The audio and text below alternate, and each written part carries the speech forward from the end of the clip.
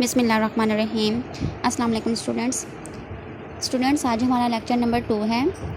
First lecture میں ہم لوگوں نے پڑھی تھی قرآن گرامر میں سے ہم نے کچھ چیزوں کے اوپر نوٹ دیکھا تھا، تو اس میں سے وہ کون کون سی چیزیں تھیں۔ سب سے پہلے ہم نے دیکھا کہ فعل ماضی کیا ہوتا ہے، فعل مضارع، فعل امر اور فعل نہیں کے بارے میں پڑھا۔ یہ 4 طرح کے ہم نے فعل پڑھے تھے۔ پھر اس کے بعد ہم نے یہ دیکھا کہ جملہ کس کو کہتے ہیں اینڈ جملے کی کتنی اقسام ہوتی ہیں۔ جملے کی ہم نے 2 اقسام پڑھی تھی قرآن گرامر میں، وہ کون کون سی تھی، جملہ اسمیہ اور جملہ فعلیہ۔ آج ہمارا سیکنڈ لیکچر ہے، اس میں بھی ہم قرآن گرامر کو ہی لے کر چلیں گے۔ اس میں سے جو چند چیزیں ہماری رہتی تھیں آج ہم ان کو دیکھ لیتے ہیں۔ سلائیڈ نمبر 2 پر دیکھیں، فہرست دی ہوئی ہے۔ فہرست میں 5 چیزیں بتائی گئی ہیں۔ آج ہم ان 5 چیزوں کی ڈیٹیل پڑھیں گے۔ وہ 5 چیزیں کون کون سی ہیں؟ فرسٹ نمبر پر ہے مرکب اضافی، سیکنڈ نمبر پر ہے مرکب توصیفی، نمبر 3 ہے الضمائر، نمبر 4 ہے ضمیر کی اقسام، نمبر 5 ہے حروف جر۔ ٹھیک ہے، اب ہم نے ان 5 چیزوں کی ڈیٹیل دیکھنی ہے۔ سیکنڈ سلائیڈ میں 5 چیزیں دی گئی ہیں فہرست میں، آئیے ان 5 کی ہم نے ڈیٹیل دیکھنی ہے 1 بائی 1۔ تو سب سے پہلے ہمارے پاس کیا ہے، مرکب اضافی۔ اب سلائیڈ نمبر 3 پر دیکھیں، مرکب اضافی کی ڈیفینیشن لکھی ہوئی ہے۔ تعریف دیکھیں، جس مرکب میں دونوں جز اسم ہوں اور پہلا دوسرے کی طرف منسوب ہو اسے مرکب اضافی کہتے ہیں۔ مرکب اضافی کی ڈیفینیشن آپ کے سامنے لکھی ہوئی ہے، آپ دیکھ سکتے ہیں کہ مرکب اضافی کس کو کہتے ہیں کہ جس مرکب میں دونوں جز اسم ہوں، ٹھیک ہے، دونوں جز اسم ہوں اور پہلا جز جو ہے وہ دوسرے کی طرف منسوب ہو اسے مرکب اضافی کہتے ہیں۔ اب پہلے آپ لوگ یہ دیکھ لیں کہ مرکب کس کو کہتے ہیں، ٹھیک ہے۔ مرکب جو ہوتا ہے وہ 2 یا 2 سے زائد کلموں کے مجموعے کو مرکب کہتے ہیں۔ 2 یا 2 سے زائد کلموں کا آپس میں جو جوڑ ہوتا ہے، وہ جو جڑ کے جو جملہ بناتے ہیں اس کو مرکب کہتے ہیں، ٹھیک ہے۔ تو اب یہاں پر مرکب ہم نے اضافی دیکھنا ہے، تو مرکب اضافی کی ڈیفینیشن یہاں لکھی ہوئی ہے، جس مرکب میں دونوں جز اسم ہوں، ٹھیک ہے۔ مرکب کے اندر 2 جز ہوتے ہیں نا، تو دونوں جز کیا ہونے چاہیے، اسم ہوں، یعنی اسم کا آپ کو پتہ ہے نا کہ نام، دونوں جز اسم ہوں اور پہلا دوسرے کی طرف منسوب ہو۔ 2 جز ہوتے ہیں مرکب میں اور دونوں کی دونوں کیا ہونے چاہیے، اسم ہونے چاہیے، اور اس میں سے پہلا جو ہے وہ دوسرے کی طرف منسوب ہو، تو اس کو ہم کیا کہیں گے، مرکب اضافی، یعنی پہلا جو ہے وہ دوسرے کی طرف منسوب ہو تو اس کو ہم مرکب اضافی کہتے ہیں۔ اچھا، اب پہلا جو اس میں جز ہوتا ہے اس کو ہم کیا کہتے ہیں، پہلے اسم کو مضاف اور دوسرے اسم کو مضاف الیہ کہتے ہیں۔ اب ہم نے اس ڈیفینیشن میں پڑھا کہ دو جز ہوتے ہیں، دونوں ہمارے پاس کیا ہونے چاہیے، اسم ہونے چاہیے۔ اب ہم یہاں پڑھ رہے ہیں کہ پہلے اسم کو مضاف، یعنی 2 اسم ہے نا اس میں، تو پہلا اسم کیا ہوگا ہمارے پاس، مضاف ہوگا، اور دوسرا اسم کیا ہوگا، مضاف الیہ ہوگا، یعنی پہلا اسم جو ہے وہ مضاف ہے، یعنی وہ دوسرے کی طرف منسوب ہے تو وہ مضاف الیہ ہو جاتا ہے، اس کو مضاف الیہ کہتے ہیں۔ اب اس کی مثال کو دیکھیں، سب سے پہلے مثال آپ کے سامنے لکھی ہوئی ہے کتاب اللہ، ٹھیک ہے، یعنی اللہ کی کتاب۔ اب اس میں جو ہوتے ہیں نا، اردو میں آپ کو اس کے آسان الفاظ میں بتاتی ہوں کہ مرکب اضافی کی ہم کیسے پہچان کر سکتے ہیں۔ مرکب اضافی جو ہوتا ہے اس کو ہم کا، کے، کی، کو، ان الفاظ کے ساتھ جب کہ دوسرے کے ساتھ جوڑ دیا جاتا ہے، کا، کے، کی، کو کی وجہ سے جب ہم 2 الفاظ کو ایک دوسرے کے ساتھ جوڑتے ہیں تو اسے ہم مرکب اضافی کہتے ہیں۔ یعنی کتاب اللہ، اللہ کی کتاب، کس کی کتاب ہے، اللہ کی کتاب۔ اب یہاں پہ آپ غور کریں کہ یہ دونوں ہی اسم ہیں، اللہ بھی اسم ہے، کتاب بھی اسم ہے۔ تو مرکب اضافی میں کیا ہم نے پڑھا تھا، دونوں جز ہمارے پاس کیا ہونے چاہیے، اسم ہوں، اور پہلا جو ہے وہ دوسرے کی طرف منسوب بھی ہو۔ تو ہمیں اللہ جو ہے یہ ہمارے پاس مضاف ہے، اور کی کتاب جو ہے ہمارے پاس مضاف الیہ ہے، یعنی کہ اللہ کی کتاب ہے، ہمیں خبر مل رہی ہے کہ یہ کتاب کس کی ہے، اللہ کی ہے، اللہ کی کیا ہے، کتاب ہے۔ تو اللہ کو ہم مضاف کہتے ہیں اور یہاں پر کتاب ہمارے پاس مضاف الیہ ہے، تو یہاں پہ کی وجہ سے ان کو جوڑا گیا ہے۔ تو اس کی پہچان ہم اس طرح سے کریں گے کہ کا، کے، کی، کو کی نسبت سے اگر کسی کی نسبت سے جن الفاظ کے ساتھ جوڑا جاتا ہے نا تو وہ مرکب اضافی کہلاتے ہیں۔ اب دوسری مثال دیکھیں، رسول اللہ، ٹھیک ہے، اللہ کا رسول، اس میں بھی اللہ اور رسول دونوں ہی ہمارے پاس اسم ہیں، اور اللہ جو ہے وہ مضاف ہے اور رسول ہمارے پاس مضاف الیہ ہے. تو اللہ کا رسول، اس میں بھی کا آ گیا.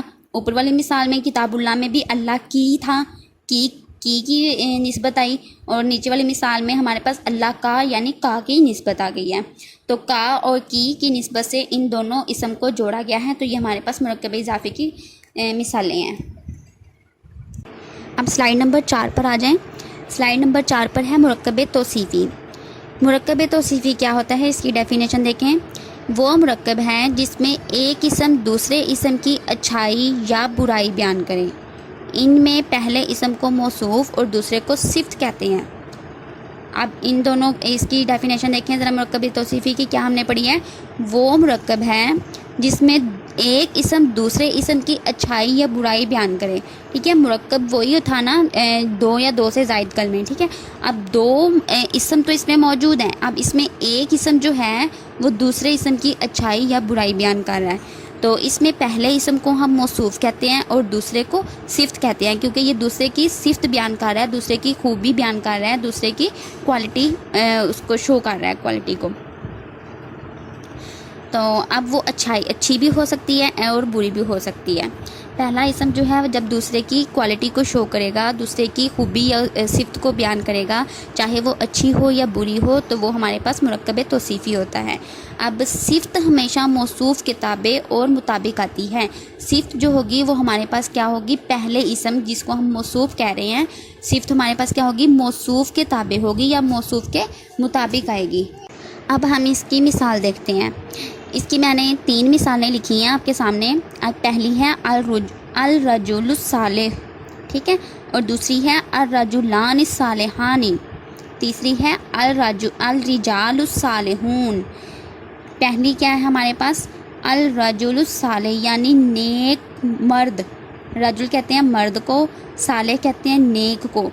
نیک مرد، ٹھیک ہے، اچھا مرد، نیک مرد. اور یہاں پر نیکسٹ مثال دیکھیں، الرجلان الصالحانی. ٹھیک ہے، اب یہاں پر رجلان کا مطلب ہے 2 مرد، صالحانی جیسی یعنی یہاں پر جس طرح کا موصوف ہے اسی طرح کی اس کی صفت بھی بیان کی گئی ہے. کہ ہم نے پڑھا تھا صفت جو ہے وہ موصوف کے تابع ہوتی ہے، موصوف کے مطابق آتی ہے. اب ہمارے پاس موصوف کیا تھا، رجلان 2 مرد ہیں، تو اس کی صفت بھی ہمارے پاس اس کے مطابق آئی ہے، یعنی کہ صالحان. ٹھیک ہے، اب 2 مرد یعنی 2 نیک مرد. اب تیسری مثال کو دیکھیں، الرجال الصالحون. رجال کہتے ہیں مردوں کو، زیادہ سارے مرد، جمع کا ورڈ ہے یہ الرجال. ٹھیک ہے، رجل 1 مرد، رجلان 2 مرد، اور رجال 3 زیادہ سارے مرد، 3 یا 3 سے زیادہ مرد. اور صالحون یعنی کہ یہ بھی جمع کی اس کی صفت آئے گی کہ نیک مرد، وہ تمام مرد نیک ہیں یا وہ تمام نیک مرد.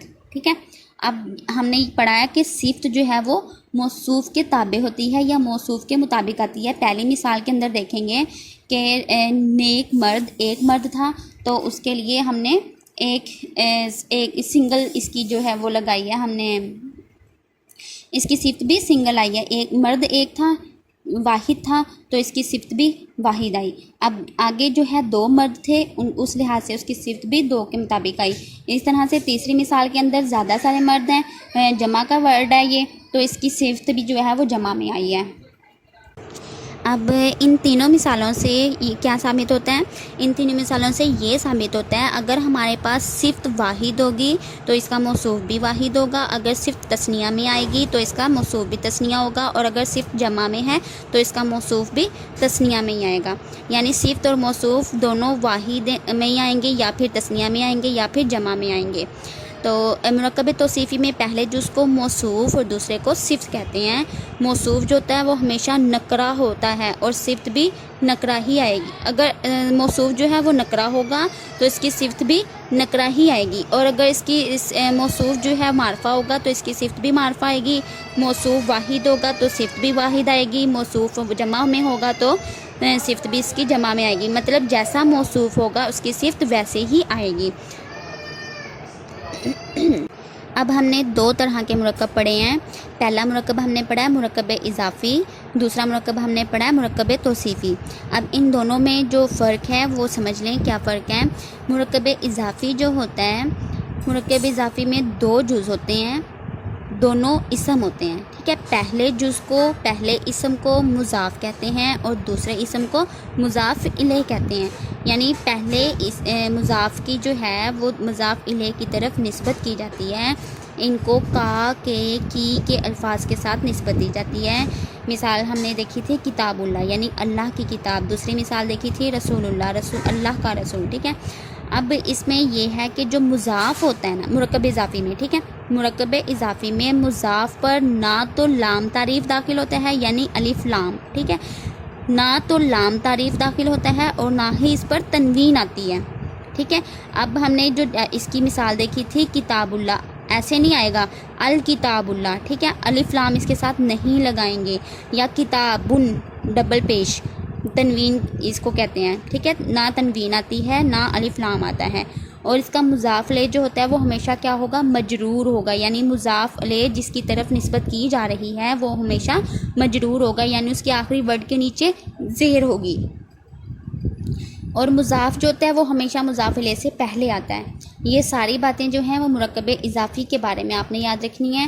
اور دوسری چیز ہم نے پڑھی ہے کہ مرکب توصیفی، مرکب توصیفی میں بھی 2 جز ہوتے ہیں، اس میں پہلا جو ہے وہ دوسرے کی طرف دوسرے کی اچھائی بیان کرے گا، اس کی اچھائی یا برائی بیان کرے گا، اس کی کوالٹی کو شو کرے گا، چاہے وہ اچھی ہو یا بری ہو، ٹھیک ہے۔ اب اس میں پہلے اسم کو موصوف اور دوسرے کو صفت کہتے ہیں، ٹھیک ہے۔ صفت جو ہوتی ہے وہ ہمیشہ موصوف کے تابع، یعنی کہ جیسا موصوف ہوگا اس کے مطابق ہی اس کی صفت آئے گی۔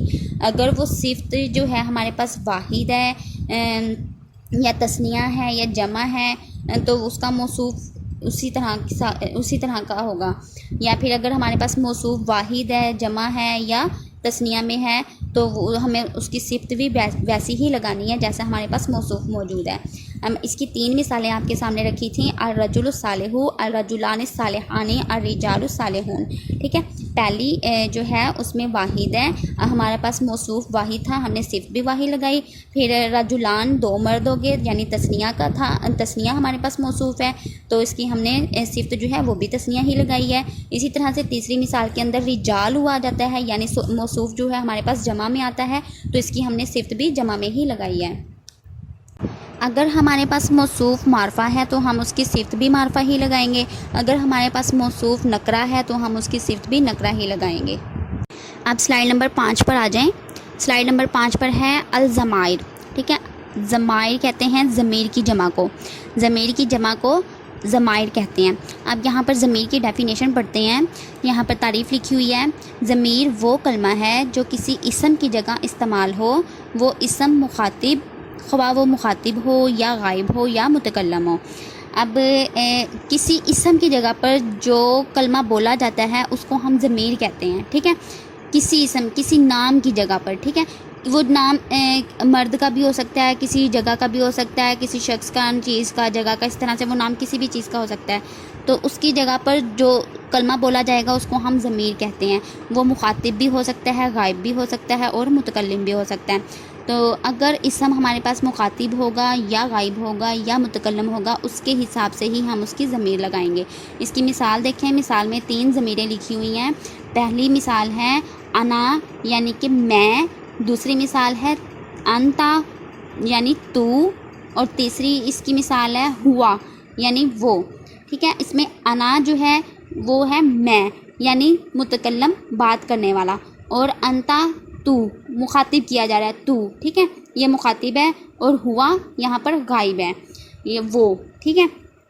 اب فار ایگزامپل اگر ہم کسی کے بارے میں بات کرتے ہیں، کسی غائب مرد کے بارے میں بات کرتے ہیں یا عورت کے بارے میں بات کرتے ہیں، فار ایگزامپل ہم کہتے ہیں کہ اسلم ایک نام لے لیتے ہیں، اسم لے لیتے ہیں، ہم کہتے ہیں کہ وہ غائب ہے۔ اسلم جو ہے نا، اسلم اسکول جاتا ہے، اسلم کھاتا ہے، اسلم پیتا ہے، اسلم 5ویں جماعت میں پڑھتا ہے، اسلم جو ہے وہ فلاں اسکول میں پڑھتا ہے۔ اب ہم بار بار اسلم تو نہیں نہ لگائیں گے، اسلم کی جگہ پر جو ہم کلمہ لگائیں گے وہ ہمارے پاس کیا یوز ہوگا، جو ضمیر لگائیں گے وہ کیا ہوگی ہمارے پاس، وہ ہوگی، ہوا کی ضمیر لگے گی، ٹھیک ہے۔ تو اب ہم یہاں پر بار بار اصل نہیں لگائیں گے، بلکہ ہم ہوا کی ضمیر لگا کے بات کریں گے، یعنی وہ اسکول جاتا ہے، وہ فلاں اسکول میں پڑھتا ہے، وہ آتا ہے، وہ جاتا ہے، وہ کھاتا ہے، وہ کھیلتا ہے، وہ کی ضمیر لگائیں گے، ٹھیک ہے۔ تو اسی طرح سے انا اور انتا کی بھی ضمیریں ان کی جگہ پر ان کی جگہ استعمال کی جاتی ہیں، جس طرح سے ہم نے وہ کی ضمیر استعمال کی ہے، اسی طرح سے انا اور انتا کی ضمیریں بھی استعمال کی جاتی ہیں۔ سلائیڈ نمبر 6 پر دیکھیں، اس میں ضمیر کی اقسام لکھی ہوئی ہیں۔ ضمیر کی کتنی اقسام ہوتی ہیں؟ ضمیر کی 2 اقسام ہوتی ہیں۔ پہلی اس کی کیا قسم ہے؟ ضمیر منفصل، اور دوسری ضمیر ہے ضمیر متصل۔ منفصل اور متصل، پہلی ضمیر منفصل، دوسری ضمیر متصل۔ پہلے ہم ضمیر منفصل کی ڈیفینیشن دیکھتے ہیں۔ سلائیڈ نمبر 6 پر ہی دیکھیں، ضمیر منفصل کی ڈیفینیشن لکھی ہوئی ہے۔ یہ وہ ضمیر ہے جو اسم کی طرح مستقل ہو، یعنی وہ اکیلے استعمال ہو، جیسے اس کی مثال ہے نحنو ہم، انتا تو، ٹھیک ہے۔ اب ضمیر منفصل کون سی ضمیر ہم نے پڑھی ہے؟ جس طرح سے ایک اسم مستقل ہوتا ہے نا، اسی طرح سے اس کی ضمیر بھی مستقل ہی آئے گی، یعنی وہ اکیلے استعمال ہوتی ہے، جیسے نحنو، ٹھیک ہے، نحنو ہم ہی، یہ ضمیر ہم ہی یوز ہوگی، مستقل ہے یہ، اور انتا تو، یہ ضمیر بھی مستقل ہی استعمال ہوگی۔ یعنی کہ اگر ہم نحنو دیکھیں، نحنو یعنی ہم اسکول گئے، ہم کھیل کے میدان میں گئے، ہم نے کھانا کھایا، ہم نے پانی پیا، ہم چھت پر گئے، ہم نیچے آئے، تو یہ مستقل ہی استعمال ہوگی، ہم ہی یوز ہوگا اس کے اندر۔ اور اسی طرح سے انتا ہے تو، اگر ہم اسم اگر ہمارے پاس مستقل ہے تو اس کی ہم ضمیر بھی مستقل ہی لگا رہے ہیں، یعنی تو نے پانی پیا، تو نے کھانا کھایا، تو اسکول گیا، تو اوپر گیا، تو نیچے آیا، یا تو باہر گیا، یا تو دوڑا، تو کھیلا، اس طرح سے۔ اب ضمیر منفصل کی جو ہے نا ضمیریں دی گئی ہیں، سلائیڈ نمبر 7 پر آ جائیں۔ سلائیڈ نمبر 7 پر ضمیر منفصل کی کچھ ضمیریں دی گئی ہیں، وہ میں آپ کو بتا دوں، جیسے ہم نے پڑھا تھا نا غائب، مخاطب اور متکلم۔ اب یہاں پر آپ کو غائب، مخاطب اور متکلم کے بارے میں کلیئر کرتی ہوں کہ غائب کون سے ہوتے ہیں، مخاطب کون سا ہوتا ہے، اور متکلم کون سا ہوتا ہے۔ غائب میں یعنی کہ ہوا، وہ ایک مرد، ٹھیک ہے، ہما، وہ 2 مرد، ہم، وہ تمام مرد، اور ہیا، یہ مؤنث ہے، یہ بھی غائب ہے۔ اوپر ہوا، ہما، ہم، یہ واحد مذکر کی ضمیریں ہیں، اور نیچے جو ہیں وہ اوپر والی جو ضمیریں ہیں وہ مذکر کی ہیں، اور نیچے والی مؤنث کی ہیں، دونوں ہی یہ غائب کی ضمیریں ہیں۔ نیچے مؤنث کے لیے کیا بولا جاتا ہے؟ ہیا، وہ ایک عورت یا ایک لڑکی، ہما، وہ 2 عورتیں یا 2 لڑکیاں، ہننا، وہ سب عورتیں یا وہ سب لڑکیاں، ٹھیک ہے۔ غائب کے لیے یہ دونوں ضمیریں استعمال ہوتی ہیں۔ ہوا، ہما، ہم، یہ مذکر غائب کے لیے یوز ہوتی ہیں، اور ہیا، ہما، ہننا، یہ مؤنث غائب کے لیے استعمال ہوتی ہیں۔ اسی طرح سے آگے مخاطب کے لیے کون سی ضمیریں استعمال ہوتی ہیں؟ مذکر کے لیے دیکھیں، واحد مذکر کے لیے انتا، اور تثنیہ مذکر کے لیے انتما، اور جمع مذکر کے لیے انتم، ٹھیک ہے۔ یعنی مخاطب یہ انتا، انتما، انتم، یعنی انتا تو ایک مرد، انتما تم دونوں مرد، انتم تم سب مرد، ٹھیک ہے۔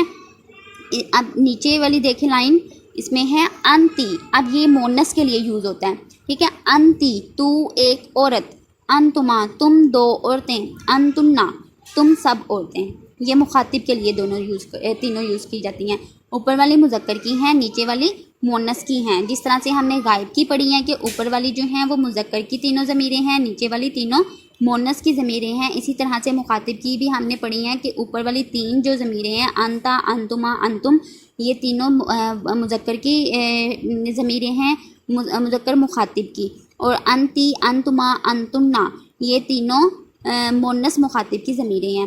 اور متکلم کہتے ہیں بات کرنے والوں کو، یعنی انا، میں، نحنو، ہم، ٹھیک ہے۔ انا اور نحنو دونوں متکلم ہیں اس کے اندر۔ اب سلائیڈ نمبر 8 پر آ جائیں۔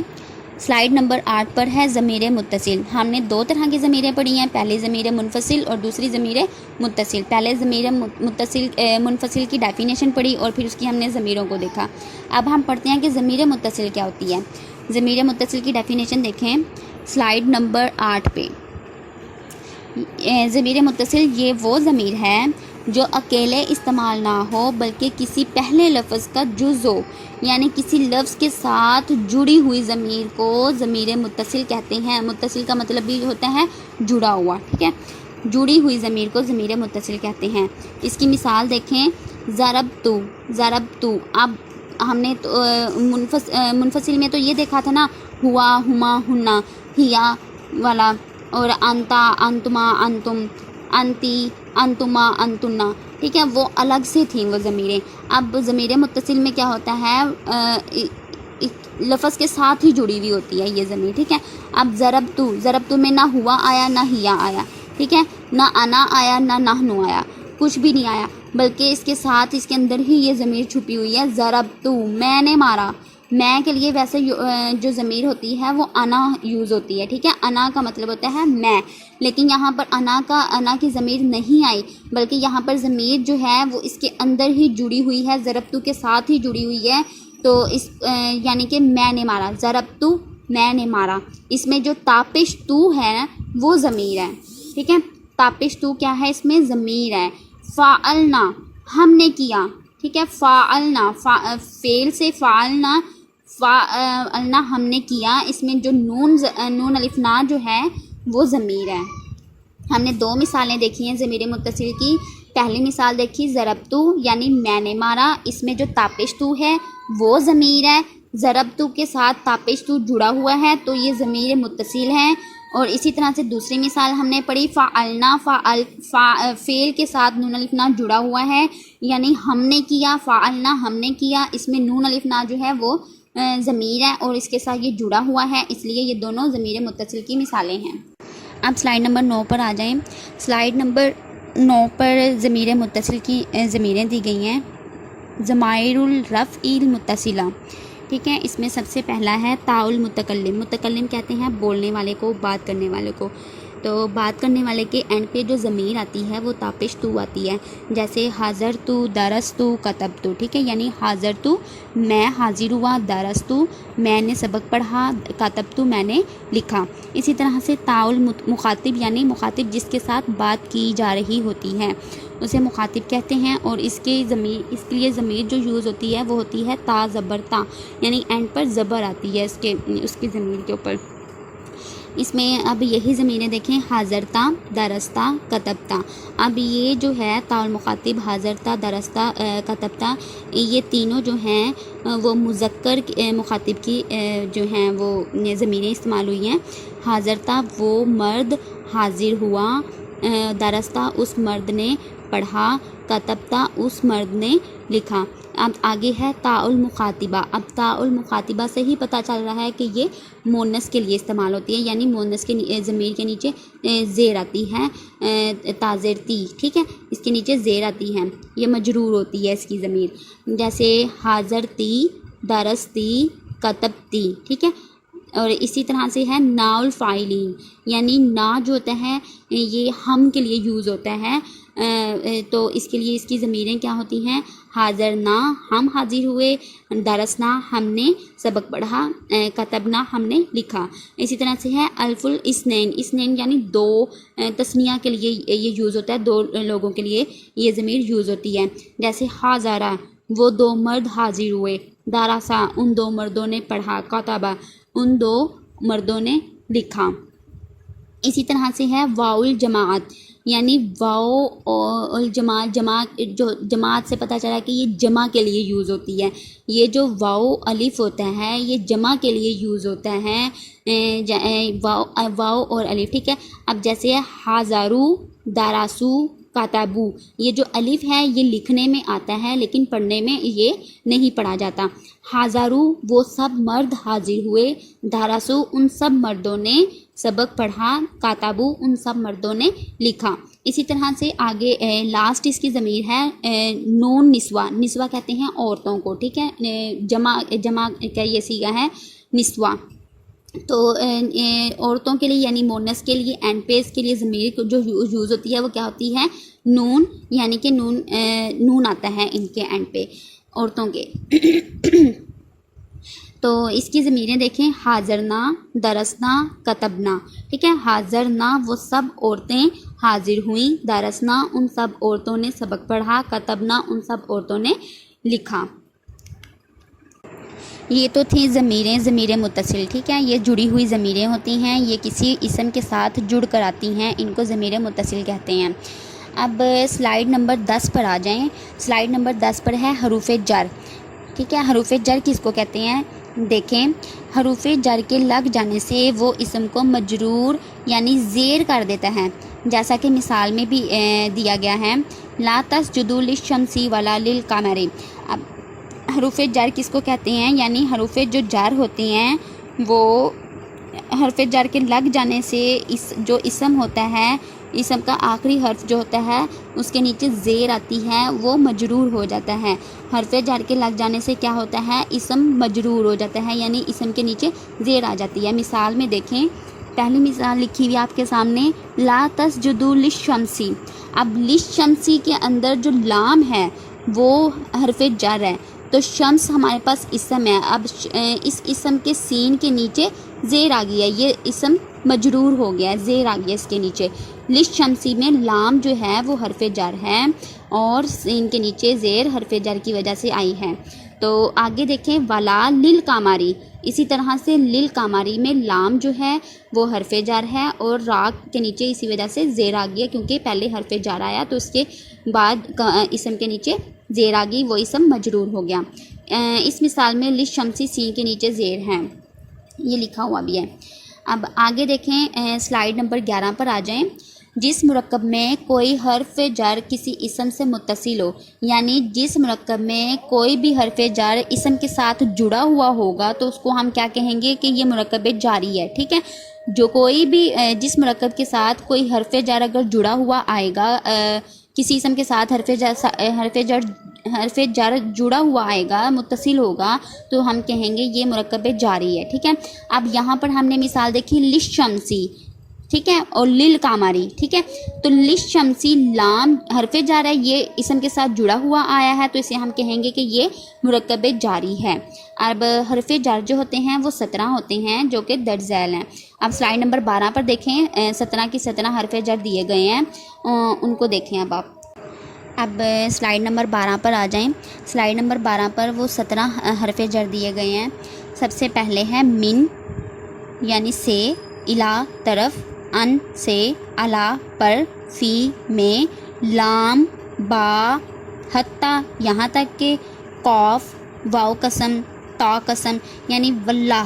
واو قسم کیا ہوتی ہے؟ واللہ، اللہ کی قسم، اور تا قسم تاللہ، ٹھیک ہے. اور ایسے اسی طرح سے مز، منز، ربا، ادا، خلا، حاشا، یہ 17 حرف جر ہیں. آپ نے ان کو زبانی یاد رکھنا ہے. 17 حرف جر کو ان کی تعداد ہوتی بھی 17 ہی ہے، اور یہ جب 17 میں سے کوئی بھی حرف جر قرآن پاک میں جہاں کہیں بھی آئے گا، جس آیت میں بھی آئے گا، اس کے بعد جو بھی اسم ہوگا وہ مجرور ہو جائے گا.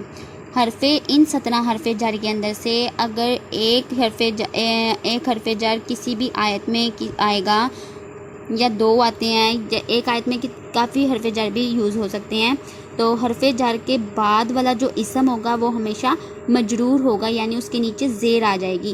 حرف جر کے لگنے کے بعد جو اسم آتا ہے اس کے نیچے زیر آ جاتی ہے. یہ بات آپ نے یاد رکھنی ہے. آج کا ہمارا لیکچر کمپلیٹ ہوا. تو اگر اور نیکسٹ لیکچر کی ویڈیو ہم انشاءاللہ جلدی آپ کے ساتھ شیئر کریں گے.